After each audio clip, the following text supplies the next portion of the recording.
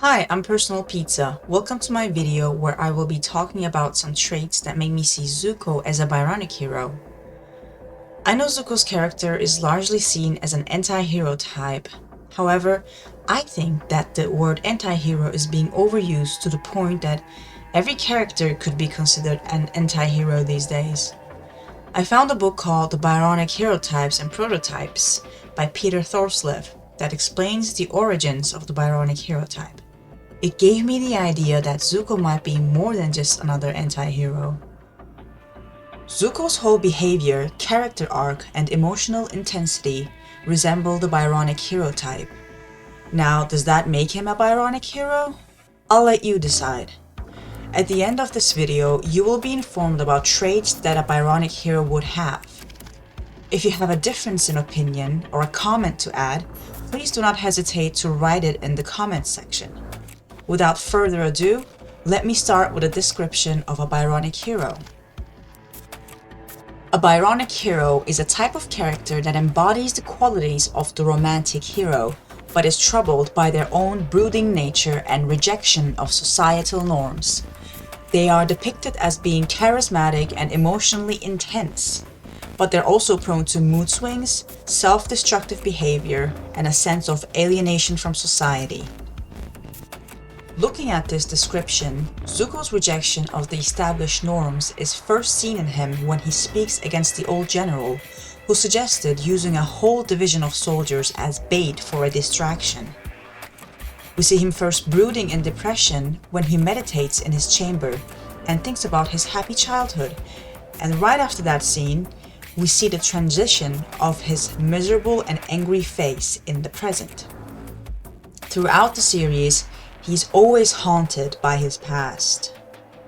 There is almost no scene of Zuko where we don't see emotional intensity, but I have to mention the funniest one as an example of this. It's when Uncle Iroh tells him that in order to deal with lightning, he has to deal with his own inner turmoil first. Then right after that, Zuko yells at him saying, "What turmoil?" I think it was hilarious. His biggest mood swing, I think, is when he gets vulnerable with Katara in the cave, but then sides with Azula right after. The self-destructive behavior associated with the Byronic hero is when he beats himself up for what happened to him and blames himself. And lastly, he is alienated from both societies, Fire Nation and non-Fire Nation. Nobody welcomes him, except Appa and Iroh. This is a very general comparison of Zuko and the definition of a Byronic hero. I'd like to go further into detail, expanding it into 8 traits I saw that Zuko has, starting with him being a traveler and an exile. First literary work of the Byronic hero type is a poetic travelogue called Childe by Lord Byron. It is considered the prototype of other Byronic heroes. Childe is a pilgrim that travels around Europe and changes scenery throughout the poem. Zuko is similar to this character because he travels the world in pursuit of the Avatar. He is a traveler because he has been exiled from his nation and alienated from his homeland. He has been destined to do that so he can capture the Avatar, even though he would really want to go back home where everything will be the same again. But Zuko himself will never be the same after his exile. His travel through exile will transform him from a misguided adolescent to a wise idealist.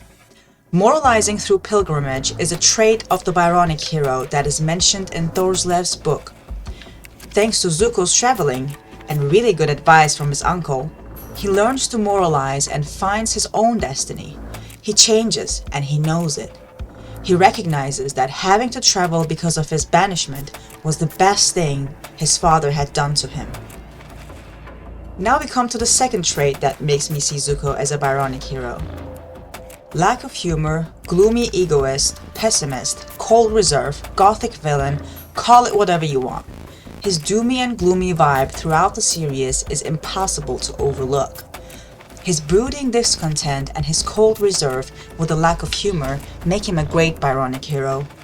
And the type takes this dark and distant trait from the Gothic villain.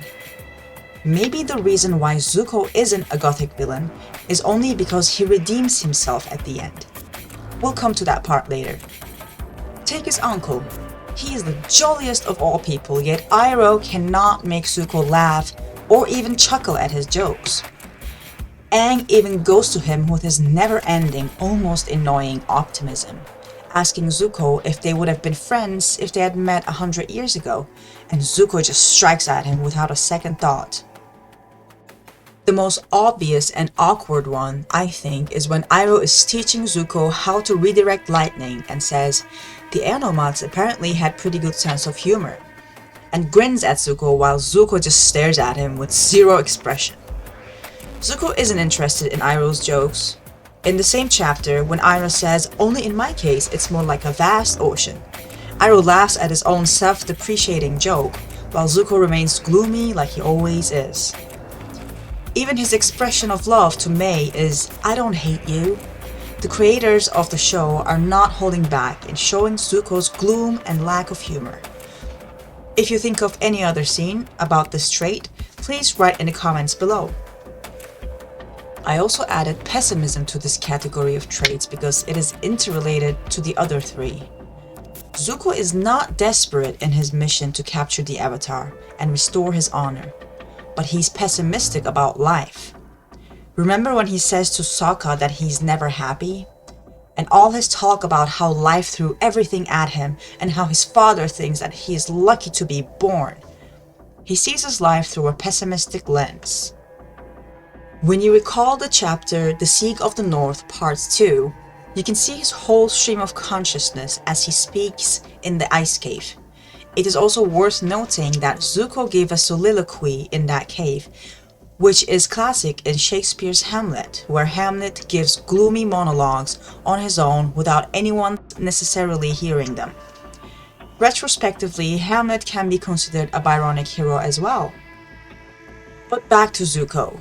His obsession with capturing the Avatar gives Zuko the hope that everything will go back to normal. It is a dark obsession and a selfish one, but it's probably the only thread that keeps him going. The third trait of Zuko that is Byronic is his haughty pride. As Iroh mentions, pride comes from shame, and in his shameful self, Zuko belittles his crew and his uncle, calls Sokka a water tribe peasant, and says to Aang, I suppose you wouldn't know what a father is. Also, he sarcastically says to Katara, aren't you a big girl now? His arrogance is evident in his condescending attitude as he looks down on others and thinks he's better than them. He is proud, though in desolation. He is exiled, and he calls himself proud as ever. As I mentioned, the Byronic hero has a lot of Gothic villain traits, and pride and arrogance are important traits of a Gothic villain. Now we come to the trait that sets him apart from an actual villain, which is self-reflection. In the chapter The Storm, he acts selfishly towards his crew and drags them into the storm. But after he meditates, he comes out with a changed mind and gets his crew to safety. He even apologizes to his uncle right before he lets Aang fly away on Appa, probably to prevent more damage to his already damaged ship. His biggest self-reflection happens when he's about to capture Appa in the prison of Lake Laogai. I know his uncle helps him out with his confusion, but he shows a willingness to question his own actions and to change them. He has such a deep conflict within himself that he gets physically ill. We see that he is able to change, and the series shows it to us wonderfully. And such a drastic transformation of a character's reality won't change overnight. Zuko traveled, struggled, made mistakes, and was open to learning from them. In Lord Byron's poem, Childe Harold travels to Europe and returns with newly learned wisdom. People who aren't capable of self-reflection won't be open to change, even if they travel the whole world. This also applies to real life because we all know that holding the Pisa Tower in pictures has never healed anyone's internal turmoil. In the beginning of the third book, Zuko talks with May about returning home and says, I've got a lot on my mind. It's been so long. Over 3 years since I was home. I wonder what's changed. I wonder how I've changed. In the chapter The Beach, he realizes that he's angry at himself for choosing to do the wrong things over and over again. He takes his anger out from his uncle when Iroh refuses to talk to him. Zuko constantly reflects on himself throughout the series, but after his miserable cycle of countless mistakes and subsequent self-reflection, he finally finds the courage and confidence to confront his father and join the Avatar. He was even wise enough to not kill his father when he was on the brink of doing it. The fifth bundle of traits are impulsivity, emotional intensity, being fond of his mother, and child of nature. I'm not sure how to analyze this part. Out of my way! Step aside, filth! But I have the strangest feeling that Zuko is not a You little peasant. very calm person. We have no idea where he is. What? In fact, he strikes me as Hey! What are you doing firebending your tea? a very impulsive Don't patronize me! You know what it's supposed to look like! and emotionally intense Shut your mouth, you water tribe peasant! character. Get out of here! But maybe it's just me. How could you say that? How could you say that? I hope I don't get copyright issues with these. Nevertheless, Zuko embodies the emotional intensity trait of the Byronic Hero.